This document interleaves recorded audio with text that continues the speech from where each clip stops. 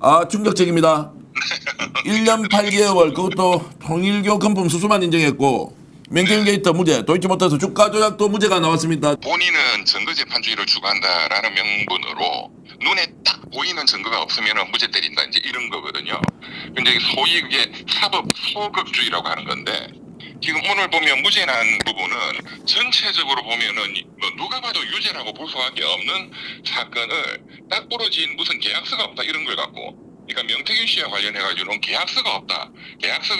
그러니 죄가 안 된다. 뭐 고등법원 가서 언제든지 또 바뀔 수 있는 좀 우스꽝스러운 판결이었다 이렇게 보입니다. 첫째는 그 폴검들. 네. 그러니까 중앙지검으로 부르지 아니하고 김건희가 오라는 대로 그냥 가가지고 휴대폰도 다 압수당하고 그런 식으로 해서 무혐의로 덮어줬던 그 중앙지검장 등등이 면죄부를 이제 오늘은 면죄부를 받은 셈입니다. 공소시효는 그간에 많이 따졌어요. 저도 따져봤고 그러면 지금으로부터 한 15년에서 13년 전이다. 공소시효 10년이 지났지 않느냐. 공범들이 재판을 받고 있을 때는 공소시효가 진행하지 않습니다. 네, 그렇기 때문에 이제 그 특검도 공소시효에 문제가 없는 부분만 기소를 했는데 이것도 또 뭐 일부는 공소시효가 지났다는 건 제가 도저히 이해가 안 되고 공범들은 유죄가 인정됐는데 김건희 씨는 8억 1천만 원을 해먹었는데도 죄가 안 된다. 상식적으로 이해가 안 되죠. 여기서 제일 중요한 게 아까 공동정범으로서는 죄가 안 된다. 그런데 이 주가 조작을 한다는 것을 김건희 쪽에서 미필적 고의로 인식은 했던 것 같다. 그래서 그것을 이용한 8억 원을 먹었으니까 이용한 방조범의 죄는 인정이 될 수 있다. 그러나 여기에 대해서 특검이 주장을 안 했기 때문에 이것은 그냥 판단하지 않고 무죄다. 이게 굉장히 심각한 거예요. 김건희가 그 공범들이 주가 조작을 한다는 것을 인식을 했다는 거예요. 미필적 고의로라도 인식을 했다. 이거는 인정을 했어요. 그런데 그렇지만 이제 처벌받은 그 권오수 등과 같이 합작해가지고 야 같이 해먹자 이렇게 같이 공모해서 작전 짜고 이런 것은 증거가 없다 이제. 그런데 그렇게 했는데 왜 8억 1천만 원을 먹냐 이거죠. 네. 그냥 눈치만 보고 가만히 있는데 8억 1천만 원이 들어옵니까 세상사가. 자, 그러면은 그러니까, 물적인 명백한 증거와 그 증거 사이에 있는 전체적인 어떤 정황을 판단함에 있어서 굉장히 이 증거 법칙의 그 판단에 있어서 심각한 오류를 가진 판사다 그렇게 보이네요. 자, 여기서 이제 재판을 시작하기 전에 주문을 읽어 내려가기 전에 이 재판과 관련해서 사전에 본인이 할 이야기가 있다. 우인성 판사가요. 그러면서 권력이 있는 자나 권력이 없는 자나 법 앞에서는 예외 없고 차별이 없어야 한다. 그리고 증거가 불충분할 경우에는 피고인의 이익에 충실히 반영하는 것은 충실하게 반영하는 것이 이거는 법의 원래 취지다. 그래서 이제 딱 이렇게 일종의 사전 예고를 이제 했습니다. 아, 그래서 중형이 선고되더라도 법에 따라서 중형 선고되니까 김건희 너 그냥 받아들여 이렇게도 해석할 수 있고 거꾸로 조금 전에 무죄까지 선고할 것을 미리 예고하듯이 사전에 일종의 그런 발언을 했다. 뭐 이렇게 이제 되면서 굉장히 긴장을 했는데 아니나 다를까 무죄를 딱 선고를 해버렸는데 자 그러면 변호사님께 여쭤보겠습니다. 증거가 없으면 무죄를 이렇게 선고하는 것은 피고의 이익에 부합하다는 것 전적으로 동의하는데 그것은 쟁점이 애매할 때 증거가 불분명하고 검찰에서 주장만 하고 증거가 없을 경우에 당연히 피고의 이익에 부합하도록 해야 하는데 이 지금 도이치모터스 주가 조작 사건이 실제로 증거가 부족하거나 없다 이렇게 볼 수 있는 사안입니까? 아니 그것은 지난 10년 동안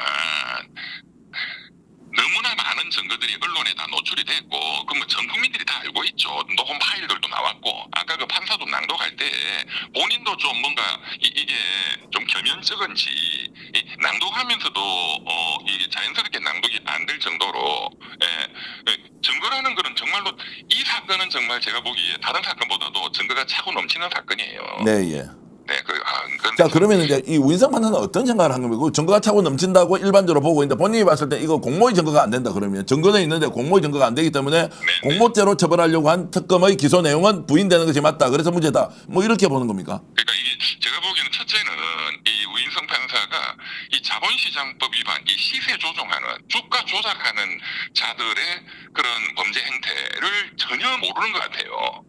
그러니까 고의적으로 무조건 제가 된다는 걸 알면서도 그냥 김건희 봐줘버리자 무죄 뭐 이거는 제가 일단은 말씀을 안 드리겠습니다만은 지금 아까 이게 낭독하는 내용을 보면 이 주가 조작 사범들이 어떻게 고도의 그런 기술을 동원해서 하는지 이런 거를 전혀 모르고 그냥 완전히 법률 초짜 판사 예비 판사 뭐 무슨 1개월 차들이 하는 정도의 수준으로 그 지금 범죄 사실의 인정 여부를 지금 낭독을 하는 걸 보고 제가 이거는 좀 판사가 이 사건에 대해서 수준이 많이 떨어진다는 그 생각을 우선 했고 두 번째는 보세요.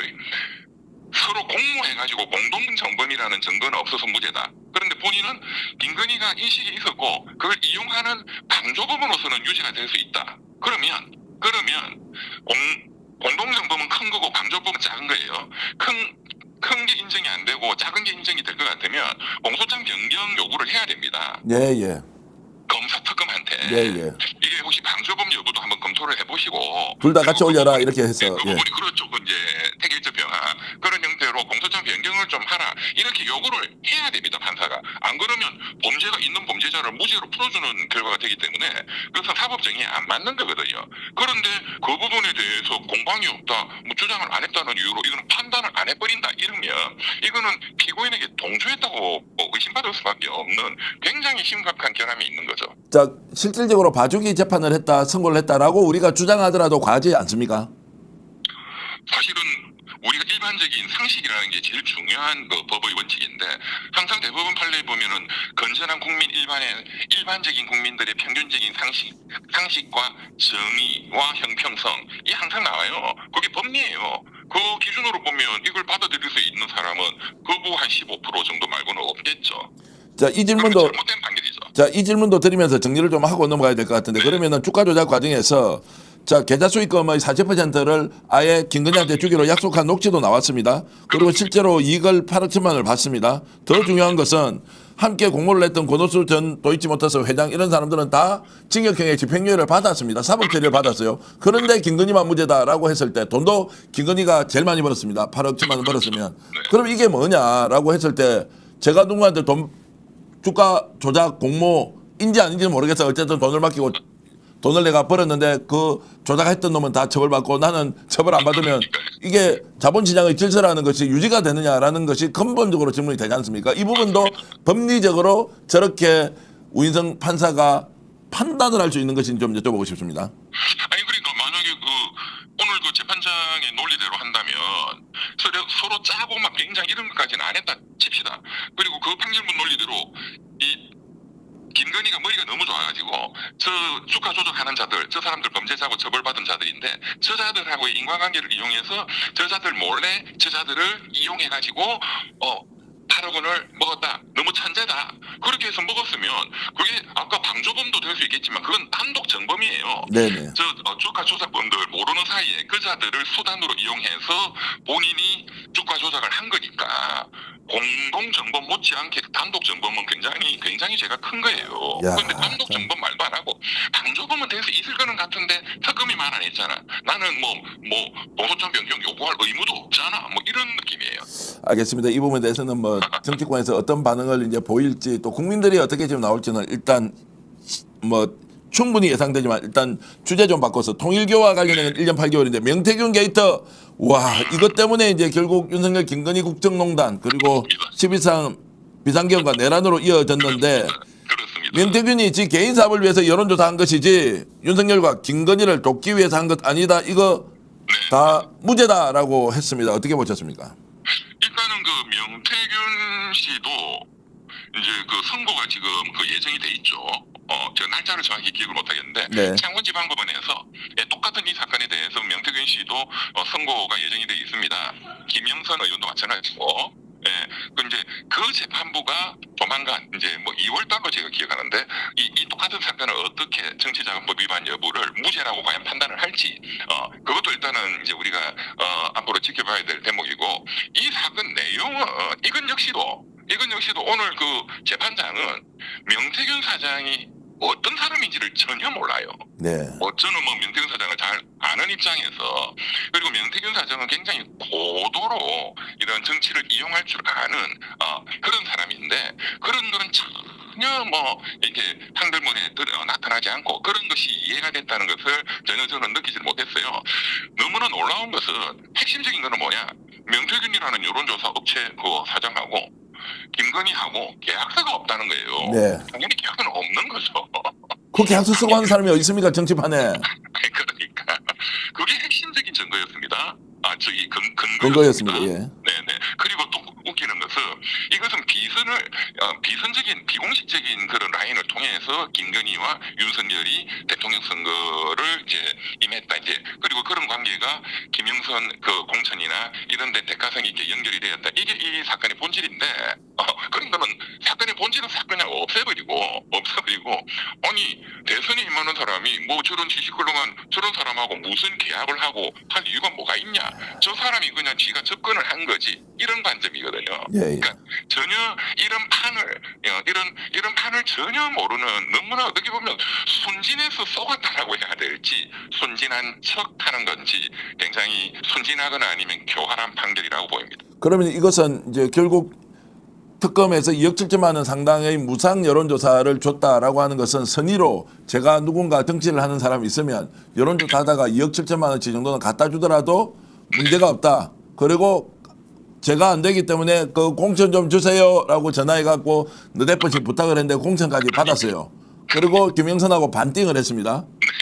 그것이 다 무죄라는 거 아니에요. 이게 이 행위가 문제가 없으면 연결된 행위도 무죄의 가능성이 높은데 그러면 대한민국에 이제 정치판에서 정치인한테 선출직 또는 힘 있는 사람한테 여론조사 공짜로 다 갖다 주고 그리고 알아서 참고하세요 라고 하면서 계약서도 안 쓰고요.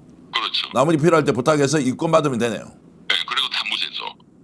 그렇게 그러니까 이어지는 것인데 예. 명태균 씨도 그냥 선의로 본인의 사업적인 어떤 이유 때문에 그냥 선의로 이렇게 갖다 준 거고 서로 간에 약정이나 대가성 없이 예. 그리고 김영선 의원을 공천을 그렇게 만들려고 했던 그 모든 것도 정상적으로 당에서 공천관리위원회가 아주 정상적으로 작동해서 공천 심사를 했다라고 아까 낭독을 했습니다. 와, 그 말 충격적이었습니다. 너무 충격적이었죠. 당에서 정상적으로 절차를 밟고 했다고요? 그 당에서 공천 심사한 사람들 다 물어보십시오. 그때 누가 전화해서 그게 뒤집어졌는지 이준석 전 대표도 있고 윤상현 공관위원장도 있지 않습니까? 네네네. 그 사람들도 조사받을 때 다 인정한 거예요. 그러니까요. 오세훈 시장도 오늘 좋아하겠는데, 그러니까 대한민국 정당의 공천이라는 것이 어떻게 이루어지는지에 대해서 정말로 1도 어떤 기초 지식이 없는 거예요, 이 양반은. 그렇기 때문에 김영선 공천도 정상적으로 잘 돼가지고 김영선이가 당첨이 됐는데, 그렇기 때문에 그 명태균 씨가 다른 사람한테 이건 그냥 선물로 받은 거지, 우리가 무슨 잘해갖고 받은 게 아니다라고 말한 거다. 이런 분이 어떻게 지금 그런 부장 판사까지 있는지 참 의심스럽네요. 그러면 이제 인사가. 이렇게 제가 이제 얘기할 수 있습니다. 그러면 윤석열 김건희는 도이치모터스 주가 조작도 이제 무죄였고 명태균 게이트 공짜 여론조사 2억 7천만 원 어치도 받은 것도 무죄였는데 이게 유죄가 될 줄 알고 국정농단이 될 줄 알고 바로 내란을 일으켜 버리자라고 했으면 이 판사한테 먼저 윤석열 김건희가 물어보고 최종 결정을 하는 것이 옳았겠다라는 생각도 듭니다. 맞습니다. 아, 근데 이게 이제 앞으로 어떻게 이제 파장이 이어질지 좀 봐야 할 것 같은데요. 일단 그래서 제가 좀 가볍게 농담 반 진담 반의 말씀을 드리면 이런 정말로 황당무계한 판사가 등장하면 이거는 천하에 누구 이병철이도 이걸 못 맞춰요, 예측을. 예. 그런데 더 중요한 문제는 뭐냐면은 제가 작년에도 계속 강조해 왔고 우리가 절대로 방심하면 안 된다. 지난 10월 달에도 제가 극우 판사들이 반드시 상당 부분 있다. 그리고 이 사람들이 이제 2월달 이제 임박했습니다. 지금 법관 인사가 지금 진행 중입니다. 법관 인사 때 이재명 대통령 형사재판 5개로 내가 가겠다 자원해서 그리고 재판에 불러들이겠다 대통령을 이런 판사들이 상당 부분 있다.